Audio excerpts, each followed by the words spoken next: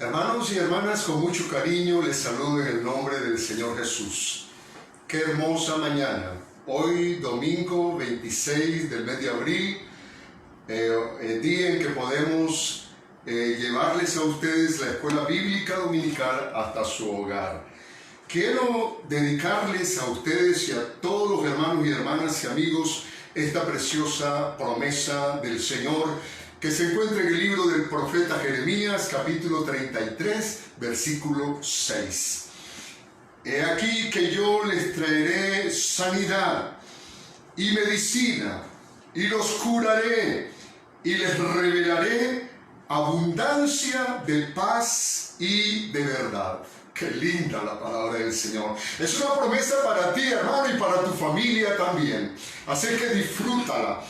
Apropiate de ella para que puedas ser beneficiado con la bendición de nuestro Padre Celestial.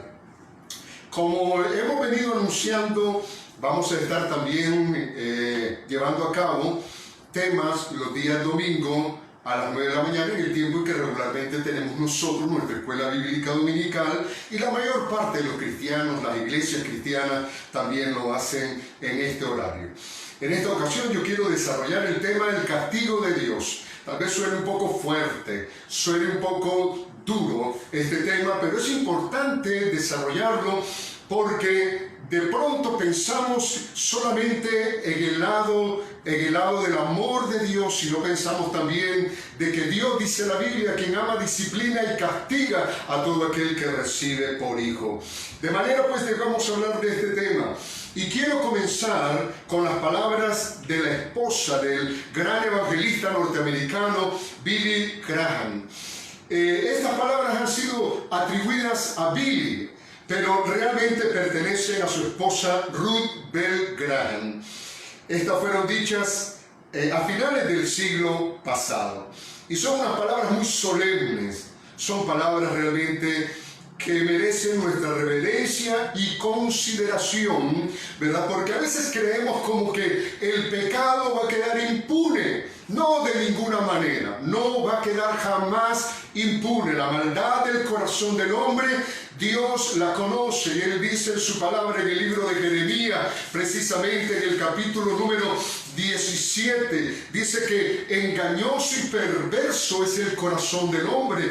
¿Quién lo conocerá? Y dice el Señor, yo, Jehová, que conozco el corazón del hombre y que dará, dice, la retribución en correspondencia a la gravedad de la maldad. Así es Dios. Tiene definitivamente que corregir el mal. Bueno, las palabras de Ruth Bell Graham fueron estas. Si Dios no castiga a América, Él tendrá que disculparse con Sodoma y Gomorra.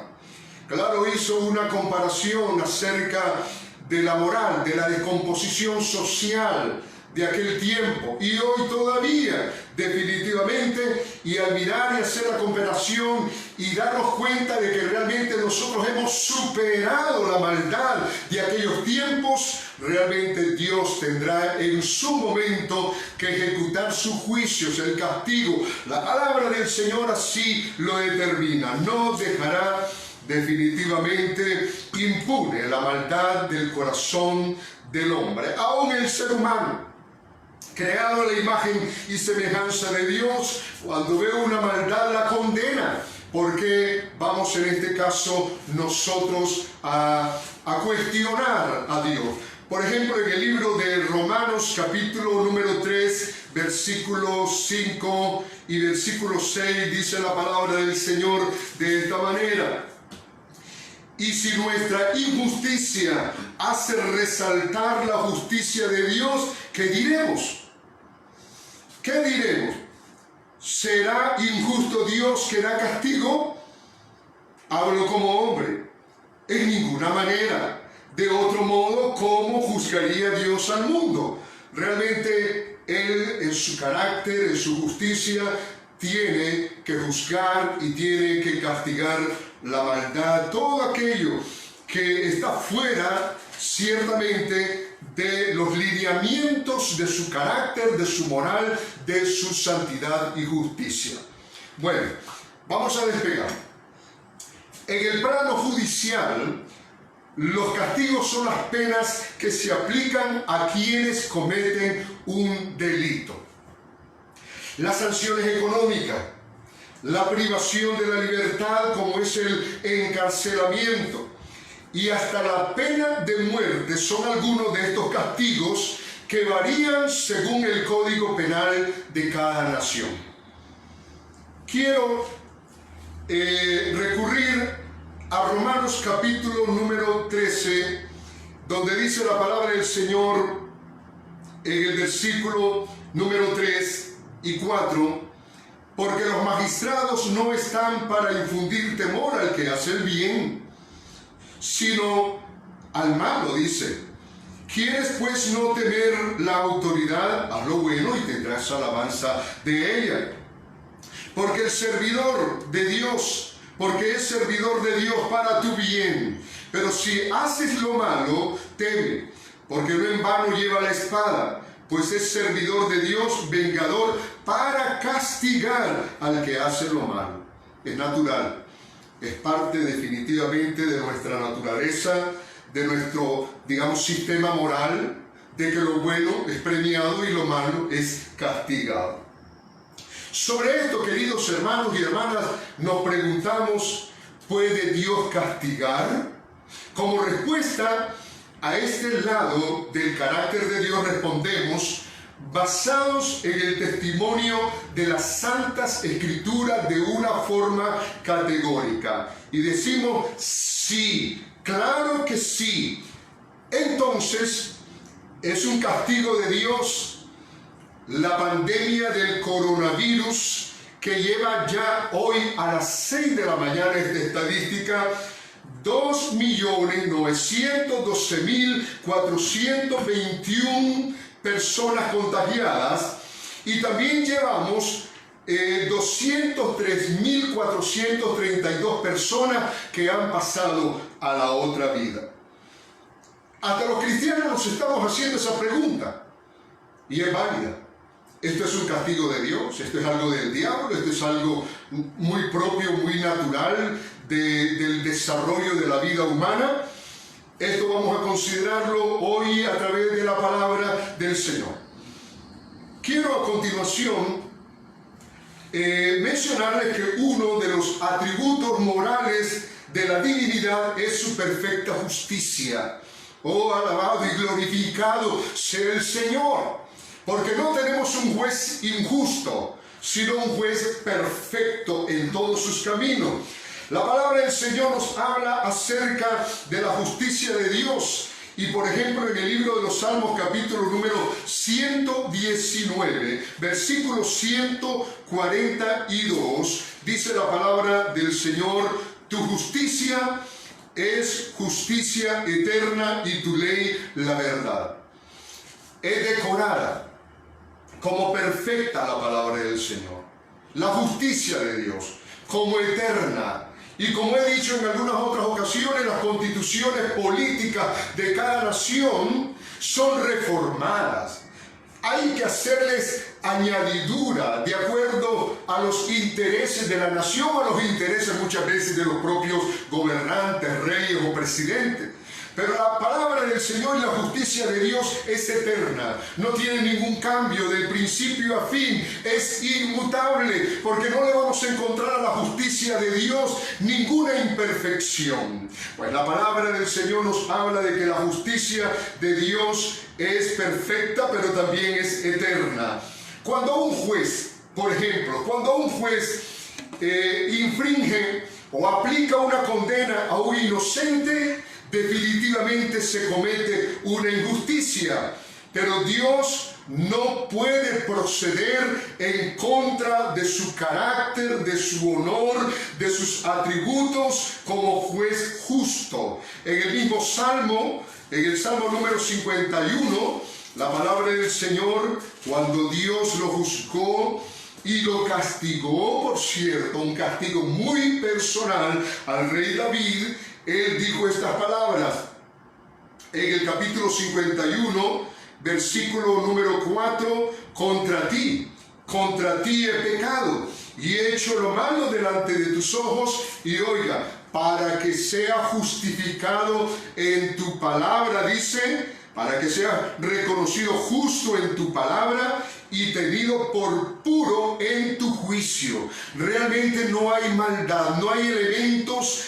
de iniquidad en las aplicaciones de la justicia de Dios. Él es puro en su juicio, dice la palabra del Señor. En las palabras del apóstol San Pablo dirigidas a su discípulo Timoteo, capítulo 4, versículo número 8, también nos habla algo al respecto. Dice la palabra del Señor: por lo demás, me está guardada la corona de justicia, la cual me dará el Señor, juez justo. Fíjese los adjetivos que son muy importantes respecto al carácter de este juez. Dios, el Eterno, fue justo en aquel día, y no solo a mí, sino también a todos los que aman su venida. Considero en lo personal, a través del estudio de la palabra del Señor, que existen tres sujetos de castigo por la violación de las leyes.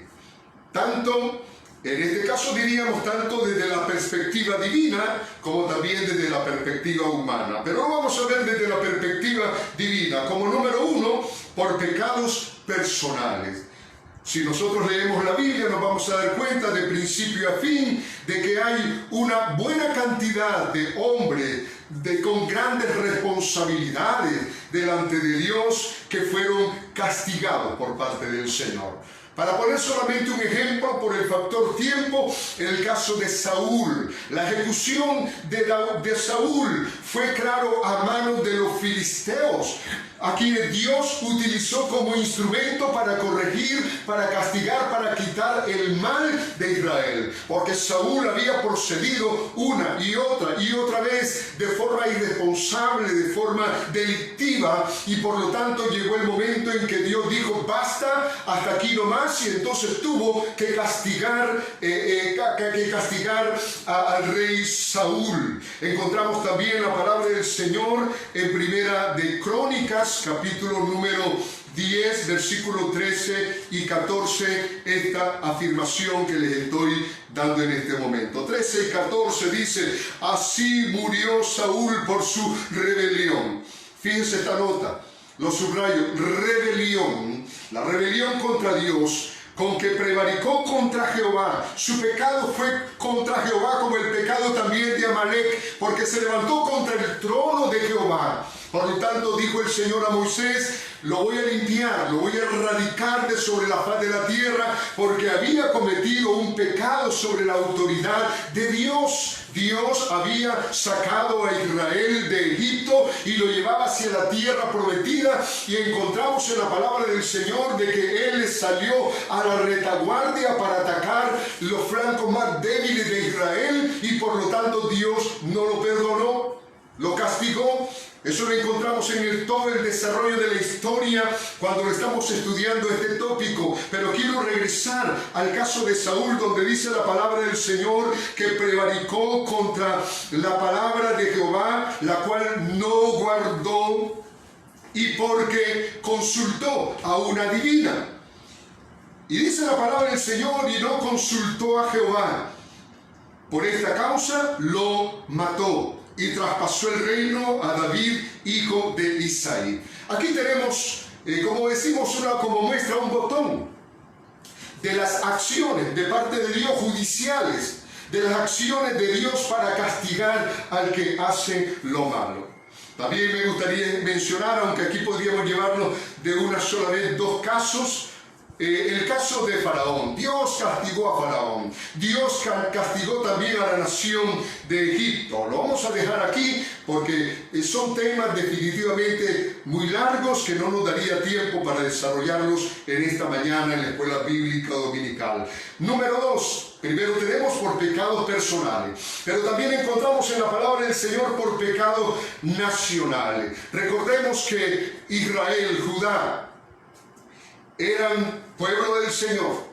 Y ellos estaban en este caso sujetos bajo la constitución divina, la constitución de la ley de Moisés, el mediador que Dios utilizó.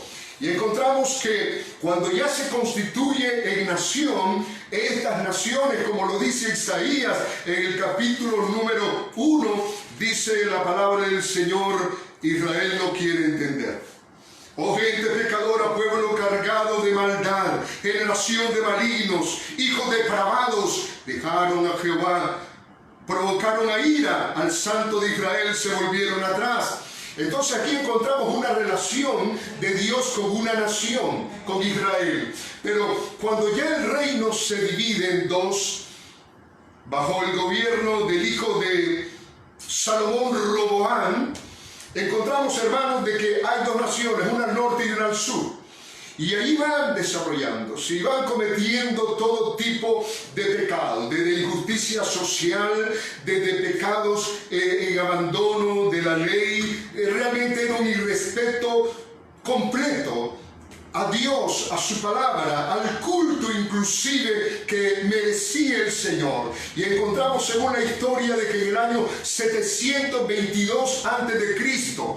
encontramos que Asiria envió ejércitos para destruir a Israel y para llevarlos cautivos. Fueron llevados al exilio y de esa forma la nación de alguna manera desapareció. Fue un castigo de Dios, pero Dios utilizó en este caso a los asirios para castigar a Israel. El otro caso también que quiero mencionarles es el caso del reino de Judá, el reino del sur. Y en el año 586 a.C. encontramos cómo Dios también permite en su soberana voluntad la ejecución de un castigo sobre Judá, y Nabucodonosor invade Jerusalén, invade la nación y son llevados cautivos hacia Babilonia, donde se llevan prácticamente la nobleza y toda aquella gente de Judá con el fin de que se conviertan en esclavos. Es una cosa tremenda, pero encontramos aquí dos ejemplos por lo menos de cómo Dios actúa sobre las naciones. Otro ejemplo más que podríamos decir, en el año 70 después de Cristo, el imperio que está en este caso en turno es el imperio romano. El imperio romano. Y sabemos de que cómo reaccionó el pueblo de Dios cuando dice la Biblia que a los suyos vino y los suyos no les recibieron. Y entonces Dios también tomó en acción un plan para ejecutar un castigo sobre Jerusalén. Y en ese tiempo, Tito, el general, hijo de Vespasiano, nos enseña la historia, vino y destruyó, sitió a Jerusalén. Fue una cosa terrible, pero muy terrible, que dejó una calamidad, porque hubieron miles y miles de muertos. Los muros fueron destruidos, el templo fue destruido, también fue arado el templo por órdenes, en este caso del general. Y la nación fue llevada cautiva, fueron llevados a Roma. Y allí encontramos cómo en el año 70 después de Cristo, también la nación de Israel, como Jerusalén fue castigada por causa del más grave de los pecados que se pudieran cometer, que es un pecado que hoy todavía el hombre lo sigue cometiendo, como es el rechazamiento deliberado del Hijo de Dios, del Cristo, de que el Dios envió para salvarnos a nosotros. Oiga, amigo que estás escuchando, oiga, amigo que estás viendo, en este momento no continúes con esa postura soberbia e incrédula, rechazando al Hijo de Dios, porque la palabra del Señor dice que el que tiene al Hijo tiene la vida, pero el que rehúsa creer en el Hijo de Dios no verá la vida, sino que la ira de Dios está sobre él. Esto es serio. Es Dios quien nos está hablando. Nuevamente quiero mencionar esto: el pecado, la rebelión del hombre no quedará impune. Pero también quiero hablar, en tercer lugar, de pecados universales. Cuando hablo de pecados universales me quiero remontar al capítulo 6 hasta el 8 por lo menos del libro de Génesis. La palabra del Señor dice que había una corrupción tremenda, que el pecado llegaba delante de Dios y que Dios tomó la determinación de raer de sobre la tierra toda carne humana. Y encontramos, estimados hermanos, que ahí dice la palabra del Señor en el capítulo número 6, leo por lo menos unos cuantos versículos donde dice la Escritura: y vio Jehová Dios que la maldad de los hombres era mucha en la tierra, y que todo designio de los pensamientos del corazón de ellos era de continuo solamente al mal. Y se arrepintió Jehová de haber hecho hombre en la tierra, y le dolió en su corazón. Y dijo Jehová: raeré de sobre la faz de la tierra a los hombres que he creado, desde el hombre hasta la bestia y hasta el reptil y las aves del cielo, pues me arrepiento de haberlos hecho. Recuerden que ahí solamente Noé y su familia halló gracia delante de los ojos de Dios. Bueno, qué interesante. Pequeño resumen: pecados personales, pecados nacionales y pecados universales que provocan la ira de Dios, donde la justicia de Dios se siente insultada por el hombre, rechazada, y entonces Él tiene que tomar todas las medidas del caso con la finalidad de corregir, de castigar al que hace lo malo, como dice la palabra del Señor. Sobre este tema que nos ocupa, si es Dios quien ejecutó como castigo sobre la humanidad el coronavirus, veremos que durante la historia de la humanidad se registran muchas epidemias y pandemias, y aunque en la Edad Media se consideró por la superstición que era un castigo de Dios, a la vez también se creyó que era el fin del mundo. Bueno, la verdad es que tenemos que considerarlo bien, como dije al comienzo. ¿A quién vamos a inculpar o sobre quién vamos a deslindar la responsabilidad de las cosas que ocurren en la humanidad? Me gustaría en este punto hacer un poco de historia. Este es un dato que he recogido de internet. Es con el propósito de que usted pueda medir y pueda hacerse una idea acerca de todas las cosas que han venido ocurriendo durante la historia humana. Y para mí, en lo personal, por ejemplo, Dios no ha producido, no es que está listo impunemente o diría antojadizamente, está ya diciendo: le voy a enviar tal cosa a Norteamérica, a Sudamérica, a Oceanía, a África, voy a enviar tal cosa a Europa. No, de ninguna manera. Este es el curso del mundo. Y me gustaría mencionarles, son temas aparte, pero para los estudiosos de la Biblia quiero recordarles que estamos todavía bajo el gobierno humano. Eso es un detalle muy importante. La teocracia era para Israel. Hoy nos encontramos en una dispensación de gobierno humano, pero también nos encontramos en la dispensación de la gracia, que comenzó con la muerte de Cristo y que terminará con el arrebatamiento de la iglesia. Pero también nos encontramos, estimados hermanos, en lo que Jesucristo y los profetas también llamaron como los tiempos de los gentiles, que comenzaron con Nabucodonosor. Y estamos aquí en este proceso, como dice la Biblia, hasta que los tiempos de los gentiles se cumplan. Por lo tanto, echemos una mirada no solamente verticalmente hacia arriba para ver si es Dios el que está en estas acciones sobre los hombres, o si bien son cosas que están ocurriendo horizontalmente como resultado de la misma maldad que hay en el corazón y en la mente del ser humano.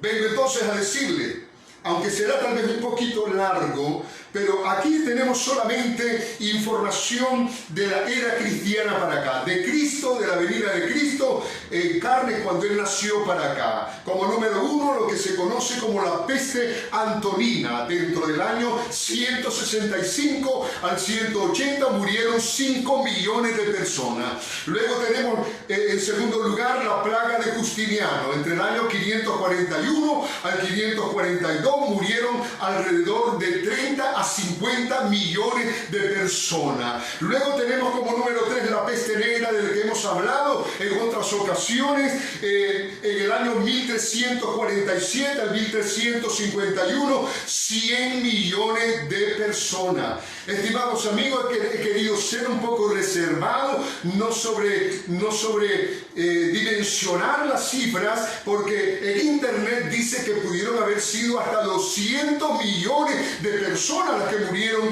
con la peste negra. Como número 4, una peste de viruela. En el año 1520 murieron 56 millones de personas. Número 5, grandes pestes son registradas en el año 1600 y murieron 3 millones de personas. Otras grandes pestes por el siglo XVII, 600.000 personas. Número 7, por el cólera, entre el año 1817 a 1923, 1 millón de personas. Encontramos luego como número 8, la tercera peste en el año 1885, 12 millones de personas. La fiebre amarilla como número 9 en el siglo XVIII, de 100 a 150.000 personas.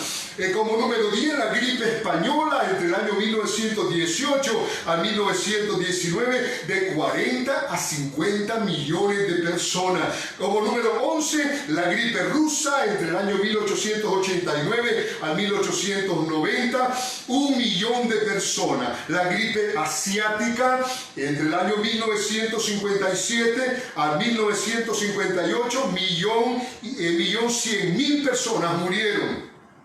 La gripe, como número 13, la gripe de Hong Kong, 1968 a 1970, 1 millón de personas. Como número 14, el VIH, el SIDA, desde el año 1981 hasta hoy, 2020, de 25 a 35 millones de personas. Realmente es espeluznante lo que estamos viendo en toda la historia. Enfermedades respiratorias infecciosa. Como número 15, el SARS, SARS, del 2002 al 2003, 770 personas. Como número 16, la gripe porcina, entre el año 2009 al 2010, 200.000 personas. Otra enfermedad infeccioso-respiratoria, el MERS, MERS, del 2012 al 2020, 850 personas. El mal de ébola, como número 18, el mal de ébola, del 2014 al 2016, 11.300 personas. Estimados hermanos, realmente esto es tremendo. Sin contar con las guerras nacionales, guerras mundiales. La Primera Guerra Mundial, 9 millones de hombres, 9 millones de personas. La Segunda Guerra Mundial, de 36 a 50 millones de personas. Y tantas tragedias humanas que se han vivido, realmente son millones de millones. He hecho una suma, he recurrido a la aritmética y me he encontrado con que al hacer una sumatoria de todas estas epidemias, estimados hermanos, y pandemias, llegamos a 363.420 personas que han muerto como resultado de pestes, como resultado de enfermedades, como resultado de epidemias y de pandemias. Esto sin contar, por supuesto, lo que está ocurriendo hoy. A las 6 de la mañana me fui a mi computadora para darme cuenta en el mapa mundial de cómo va el avance del coronavirus, y me encuentro con que hay 2.912.421 personas contagiadas en 150 y pico de países en el mundo, pero también en los datos sobre la cantidad de muertes, 203.432. Al hacer una relación con la información que les he dado, realmente es mínima. Dios permita. Hermanos, estamos orando. Es una pregunta que les formulo a ustedes que están viendo y escuchando. Hermanos, estamos orando porque el que tiene realmente la potestad, el que puede realmente detener, el que puede dar la sabiduría para que se pueda crear una vacuna, para que cese esta terrible mortandad, es el Señor. Dios tenga misericordia de nosotros. ¿Cuántos dicen amén, hermano? Amén. Pues bien, luego de darles esta información importante para que nos hagamos una idea de todas las cosas que han venido ocurriendo durante la historia, es interesante notar que cuando los discípulos le preguntaron a Cristo acerca de su venida y del fin del siglo, profetizó el profeta de Nazaret, el profeta mayor que Moisés, según Deuteronomio, ¿verdad? Él profetizó diciendo, porque se levantará nación contra nación y reino contra reino, y habrá pestes y hambres y terremotos en diferentes lugares. Note por favor la palabra que dice habrá. Es un verbo transitivo. Esta palabra habrá es importante notarla por la siguiente razón, porque puede interpretarse porque ocurrirá, porque ocurrirán.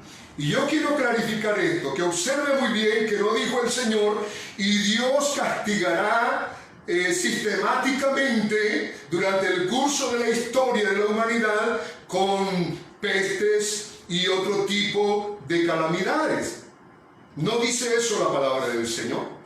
No dice que el Señor levantaría a Hitler, que Él es el autor del levantamiento, del surgimiento de este monstruo, Hitler, de Mussolini, de Stalin, o de otro dictador mundial que llevaron al mundo al colapso, a la guerra, a la destrucción, como otros dictadores también que han habido durante la historia en cualquier continente, incluso aquí en nuestro continente americano y aún en Centroamérica. Han habido dictadores que han llevado a la humanidad, a las naciones, a la destrucción, a la división, a la polarización, a la muerte, desgraciadamente. Dios no es el autor de esto.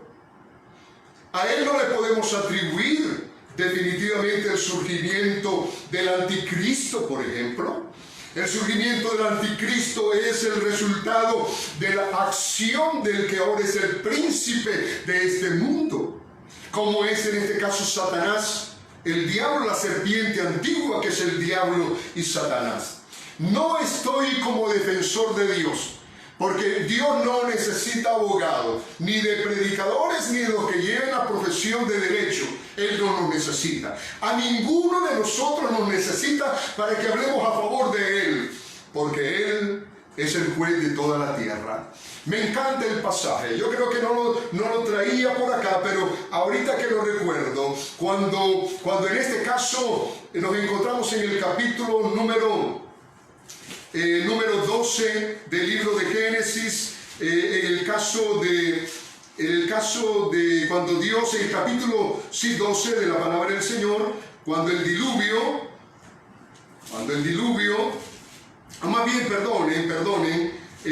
cuando el caso de Sodoma y Gomorra, capítulo 18 y 19 del libro de Génesis, Dios determinó definitivamente la destrucción de dos ciudades, Sodoma y Gomorra. Ya sabemos, hermanos, acerca de la profundidad de la descomposición de lo fétido del pecado de Sodoma y de Gomorra. Dios, hermanos, no hizo una acción punitiva en contra de Sodoma y Gomorra por gusto, por cólera, porque se enojó en algún momento y buscó en quien desquitarse, como ocurre con los seres humanos. Podemos encontrar toda clase de jueces en el mundo, en cualquier parte del mundo y aquí en Nicaragua, que son corruptos. Pero Dios no es así. Dios es santo, Dios es eterno, Dios es muy vertical, su palabra es verdadera. Y entonces encontramos que Él determinó y se lo dijo a Abraham, su amigo, he determinado castigar a Sodoma y Gomorra. Y Abraham, diríamos, un ícono de los intercesores, le dijo al Señor: Señor, tú eres el juez de toda la tierra. No es el juez de un lugar. No es que Él tiene la instancia allá en La Haya. No. Él está en los cielos, Él está sentado en su trono. Él mira a los hombres, Él mira a la humanidad, Él mira cómo se va desenvolviendo la historia de la humanidad y va conociendo los pecados personales, los pecados familiares, los pecados nacionales, los pecados del mundo.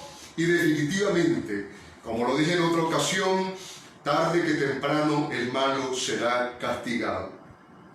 A veces pensamos nosotros, los seres humanos, como que esto, bueno, ni modo, pues ahí nos vamos a quedar, no podemos hacer otra cosa, aguantemos. Pero tenga esperanza, tenga confianza. Dios es justo y Él hará las cosas en el tiempo y forma suyo, no en el tiempo y la forma en que nosotros esperamos. Entonces dice la palabra del Señor: Señor, vas a destruir, tú eres el juez. Señor, no es posible que tú puedas manchar tu carácter, tus atributos. Como dice en el libro de Deuteronomio, no es del Señor la mancha, no es del Señor. Deuteronomio 32 dice: no, la corrupción es suya, de sus hijos es la mancha, la nuestra. Somos pecadores inclinados hacia el mal y cometemos toda clase de improperios, de injusticia y de maldades contra nuestro prójimo. Y entonces le dijo: ¿destruirás al justo con el impío? Y el Señor le dijo: no, yo no lo voy a destruir. Me decía mi esposa: qué atrevimiento, ¿verdad? Qué confianza la de Abraham, de tener que decirle a Dios, a su creador, a Yahvé, hermanos, semejante cuestionamiento.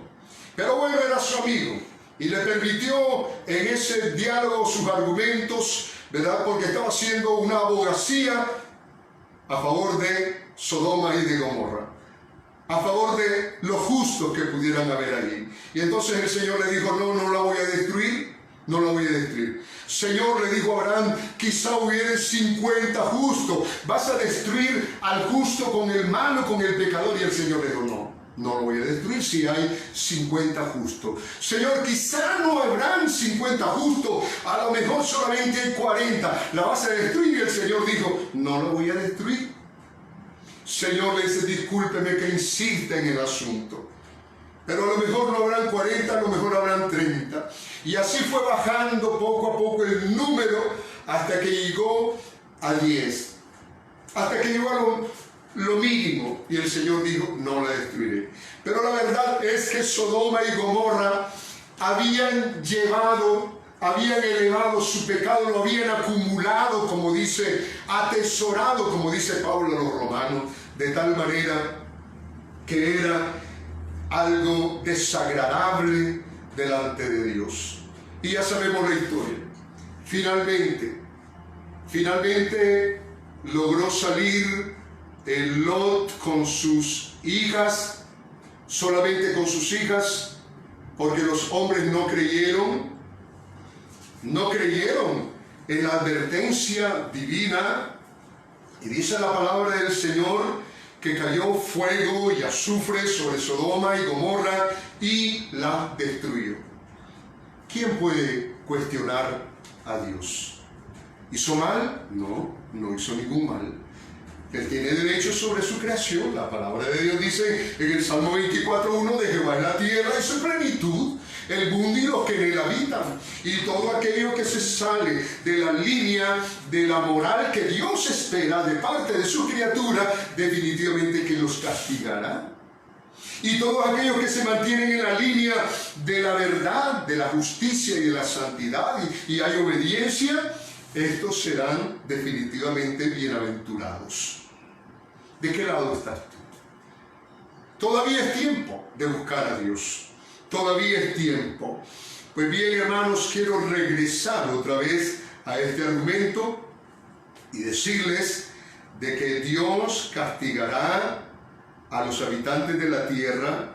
No dice la Biblia que Dios castigará a los habitantes de la tierra por pura ocurrencia, y por ende concluimos que las pestes y otras calamidades que ha experimentado la humanidad en esta economía que ya les mencionaba no son el resultado de actos punitivos de la justicia de Dios. El hombre está en gobierno humano. la naturaleza, eso estaba pensando hoy también, la misma naturaleza, la misma tierra. Oh, qué tremendo este pasaje bíblico, donde encontramos erupciones volcánicas, tsunamis, encontramos pestes, encontramos guerras, encontramos todo tipo de cosas en el mundo, y encontramos en la palabra del Señor como en el capítulo 8 de Romanos, versículo número, ya lo doy, capítulo 8 de Romanos dice, versículo 19, anótelo, Romanos 8, 19 en adelante, porque el anhelo ardiente de la creación es el aguardar la manifestación de los hijos de Dios, es decir, usted y yo. Porque la creación fue sujetada a vanidad, no por su propia voluntad, sino por causa del que la sujetó en esperanza. Porque también la creación misma será liberada de la esclavitud de corrupción a la libertad gloriosa de los hijos de Dios. Porque sabemos que toda la creación gime a una, y aún está con dolores de parto hasta ahora. Y no solo ella, sino que también nosotros mismos, que tenemos la primicia del Espíritu, nosotros también gemimos dentro de nosotros mismos, esperando la adopción, la redención de nuestro cuerpo. La tierra está preñada de dolor tan profundo que el soñador imperial meditabundo sufre con las angustias del corazón del mundo, dijo Rubén Darío. Realmente el mundo está lleno de violencia, de maldad, de corrupción, aborto, promiscuidad, mentira, drogas y tantas cosas, guerras que la tierra ya no soporta. Pablo la personaliza como que está gimiendo, que ya no soporta definitivamente la conducta del hombre, porque se ha derramado tanta sangre, ha habido tanto atropello, tantas desgracias sobre la humanidad. Vamos a entrar a la recta final. Por último, dentro de la escatología bíblica, sí está reservado un tiempo en el cual Dios derramará su ira sobre la humanidad. De eso sí estoy completamente claro. Les invito a ir a Romanos 1:18 y 2:5, donde se habla de la ira de Dios. Sucesos que están descritos en el libro de Apocalipsis en el tiempo de la tribulación y de la gran tribulación, inmediatamente después del arrebatamiento de la iglesia y la aparición del anticristo. Estos juicios, léalo por favor. Hay gente que no le gusta leer el libro de Apocalipsis, pero es importante para la iglesia. Son conocidos como los 7 sellos, las 7 trompetas y las 7 copas de la ira de Dios. Después de esto se establecerá el reino de Dios, según está descrito en este libro de Apocalipsis, capítulo 19, hasta el capítulo 21, hasta el final. Una de sus partes maravillosas, dice la Biblia, enjugará Dios toda lágrima de los ojos de ellos, y ya no habrá muerte, ni habrá más llanto, ni clamor, ni dolor, porque las primeras cosas pasaron. Es el reino de Dios. Es lo que el corazón del ser humano anhela. La justicia es lo que el corazón anhela y desea vehementemente, porque no encontramos aquí en la tierra definitivamente, realización para nosotros. Al Señor gracias le damos de que nos cuida y nos protege y nos sustenta, y estamos sellados por el Espíritu Santo como pertenencia suya, y cuando Cristo venga, todos los sellados, todos aquellos que han obedecido al Evangelio, como dice el apóstol Pablo a los tesalonicenses, seremos liberados de la ira que vendrá sobre la humanidad. De manera pues quiero repetirlo, sí habrá en un momento dado un desencadenamiento de juicios y de castigo sobre la humanidad. Y eso lo encontramos en la Biblia, la palabra del Señor. Lea por favor a partir por lo menos del capítulo 6 en adelante del libro de Apocalipsis y se va a dar cuenta de que al fin la justicia llegará. La justicia no se retrasará. Y estamos, estimados hermanos y amigos, entrando a la recta final del programa divino. Estamos llegando escatológicamente a los últimos tiempos que profetizaron los profetas del Antiguo Testamento como los profetas del Nuevo Testamento. Así de que prepárese para venir al encuentro con su Dios. Y la iglesia del Señor que me escucha, vamos, es el momento en que nosotros debemos de buscar más con vehemencia, con amor al Señor. Y no solamente amarle y adorarle y alabarle de labios, como dice su palabra, que este pueblo de labios me honra, pero su corazón está lejos de mí. Ya mis hermanos aquí en el templo, el Palacio del Rey, me han escuchado esto. No crean que el 100% de la iglesia profesante es trigo y que todos nos vamos al cielo y que vamos a ser librados de la ira venidera. Lamentablemente estamos entrando o hemos entrado desde hace buen tiempo en la recta final, la apostasía, donde ahí hay una mezcla en las iglesias de gente verdadera, de trigo, pero también hay cizaña. Estamos viviendo el tiempo cuando la fe es barata. Estamos viviendo el tiempo cuando creemos de que la salvación la podemos jugar con la salvación. Y no estoy diciendo, tomando el tema de que la salvación es segura o se pierde. La salvación es un regalo de Dios, un don de Dios. Pero la mejor evidencia deben de ser las obras, el buen testimonio, la santidad sin la cual nadie verá al Señor, dice la palabra de Dios. Elemento importante, donde muchas veces nos vamos por el lado nada más del amor y de la gracia de Dios y nos olvidamos que la palabra también nos llama a la santidad. Santidad. Santidad, santidad. Nadie es perfecto, pero estamos ahorita en esta segunda etapa de este proceso de la vida del cristiano, como hemos sido santificados en el pasado. Estamos en un proceso de santificación y falta la santificación final, cuando Cristo venga y nos transforme y seamos liberados totalmente de este virus del pecado que anida en nuestro corazón. Vamos, vale la pena. Si alguno retrocediere, no agradará a mi alma, dice el Señor. Concluimos pues que las guerras, hambres, terremotos, erupciones volcánicas, tsunamis, enfermedades y todo tipo de calamidades que han ocurrido en la historia del mundo son consecuencias naturales de la violación de las leyes naturales.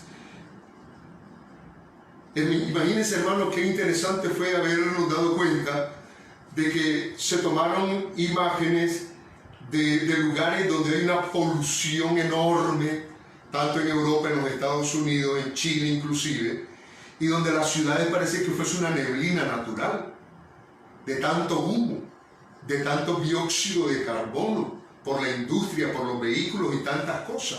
Realmente el hombre está haciendo una autodestrucción, no es Dios, es una autodestrucción. Y luego con esto, ¿qué ha pasado? Que todo el mundo está confinado en su casa, no están trabajando las industrias, por lo menos algunas, la mayoría, no hay circulación de vehículos y tomaron unas imágenes y al compararlas se miran nítidas las ciudades ahora. Hermanos y hermanas, si es el hombre que está destruyendo la tierra. Yo tengo un texto bíblico en el libro de Apocalipsis 11:18, donde dice la Biblia que Dios en este caso va a castigar a los que destruyen la tierra. Se los voy a leer por considerarlos de importancia. Y se airaron las naciones y tu ira ha venido, y el tiempo de juzgar a los muertos y de dar el galardón a tus siervos, los profetas, a los santos y a los que temen tu nombre, a los pequeños y grandes, y de destruir a los que destruyen la tierra. Nicaragua ha destruido sus campos. ¿Quiénes son? Miren el despale aquí al lado del Atlántico.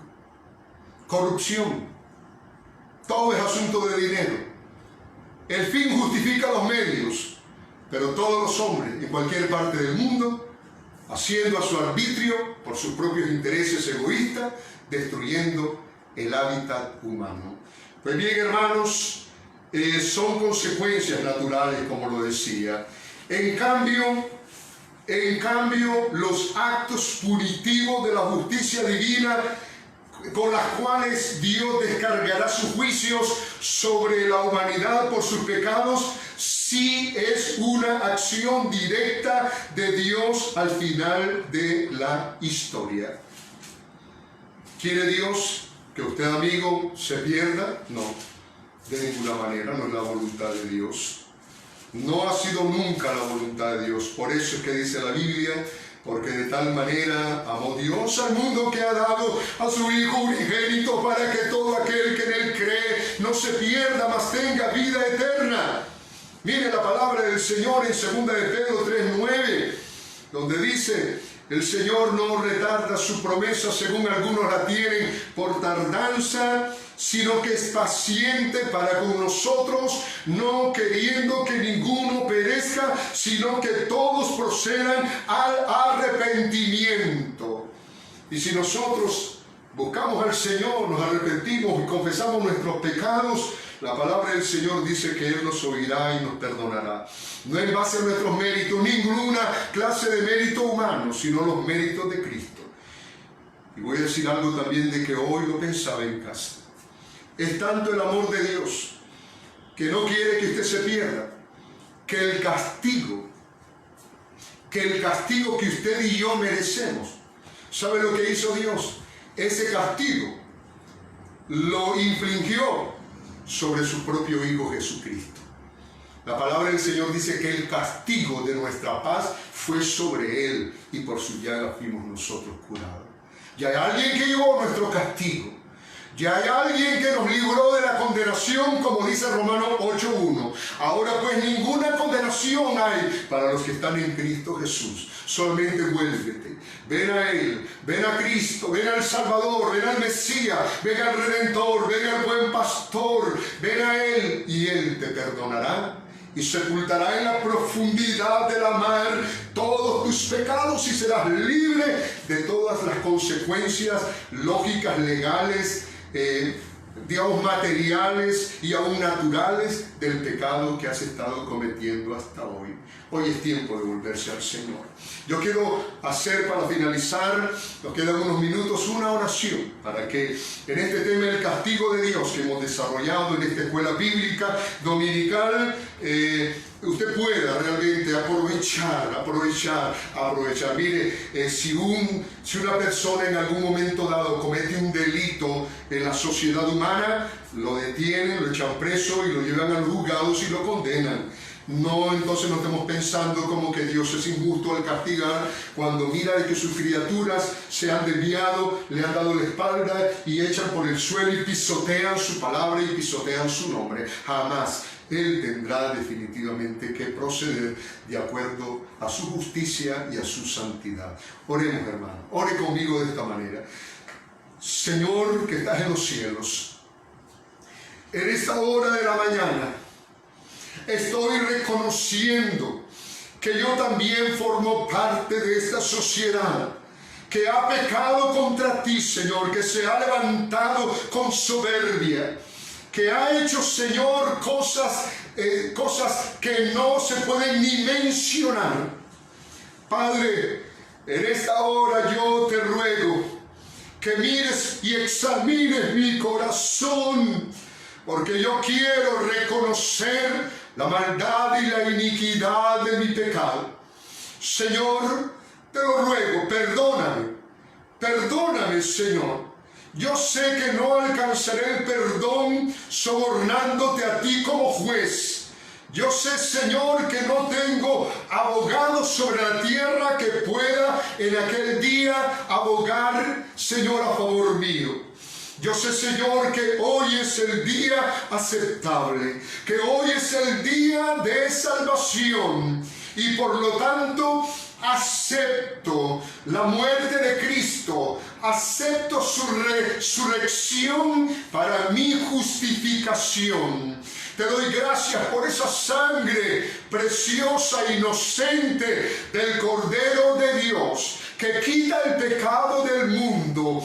Gracias, Señor, porque ahora creo que yo soy tu hijo y que he sido librado, Señor, del juicio y de la condenación. Gracias por la vida eterna. Gracias porque a partir de hoy mi nombre está escrito en el libro de la vida. Quiero vivir, Señor. Quiero vivir de acuerdo a tu palabra. Quiero que ella sea la norma que me indique, Señor, los pasos de santidad, los pasos de justicia y de verdad que yo debo de dar a partir de hoy. Y muchas gracias, Señor, porque vienes a mi vida, porque en esta hora abro mi corazón y eres el dueño de mi vida. También pido por mi familia, pido, Señor, en este momento la salvación de mi familia para que no solamente sea librada, Señor, del virus, del COVID-19, pero que también, Señor, sea liberada, Señor, de lo más grave que pesa sobre el hombre, como es la ira de Dios, el castigo divino, el castigo de Dios a causa de la maldad, Señor, de esta humanidad. Señor, gracias por escucharme, gracias, Señor, por recibirme, y todo, Señor, todo es para la gloria y la honra de tu santo nombre. Por Jesucristo hemos orado y te damos gracias. ¡Oh, aleluya! Amén y amén. Gloria al Señor. Estimado amigo, si usted ha hecho esta oración muy conscientemente, la ha hecho de corazón, no deje de comunicarnos, escribirnos a la página de la Iglesia Bautista Hebrón en Managua, para que nosotros podamos saber, podamos en este caso orar por usted, orar por su familia, sea en Nicaragua, sea en Centroamérica, sea en los Estados Unidos, sea en Europa o Latinoamérica, donde llegue por la misericordia de Dios este mensaje, estaremos orando. Estamos orando por ustedes, por todos los continentes, estimados hermanos y amigos. Estamos orando por la misericordia de Dios y pedimos entonces que nos dé a conocer. Para nosotros será una grata noticia, para nosotros será un motivo de fiesta en medio de este tiempo de luto, saber de que usted ha entregado su vida al único Salvador, a Jesucristo el Hijo de Dios. Entonces escríbanos por favor y nosotros estaremos orando por usted y estaremos clamando a Dios para que Dios en su misericordia lo ayude a crecer espiritualmente. No se quede solamente con esta fase. Este es el primer pasito. Luego vienen otros pasos hermosos. Luego más adelante usted se podrá bautizar para honrar al Señor, para obedecer el mandamiento. Que Dios los bendiga y quiero finalmente dedicar estos 2 minutitos que nos quedan para la iglesia. Los cultos continúan suspendidos. Como número 2, se le va a anunciar próximamente a través de este medio, los miércoles o los domingos, cuando reabrimos. Esta semana próxima no tenemos actividad todavía. Las actividades del colegio para los padres de familia también están suspendidas, vamos a continuar en línea.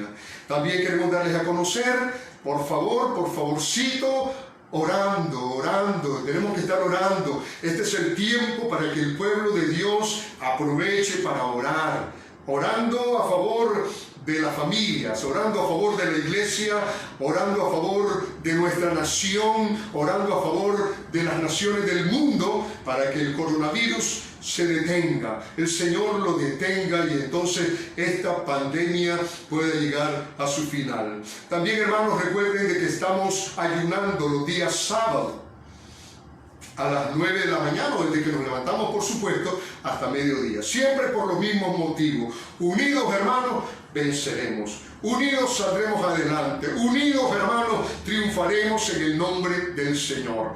Para ustedes la bendición del Padre, del Hijo y del Espíritu Santo, ahora y para siempre.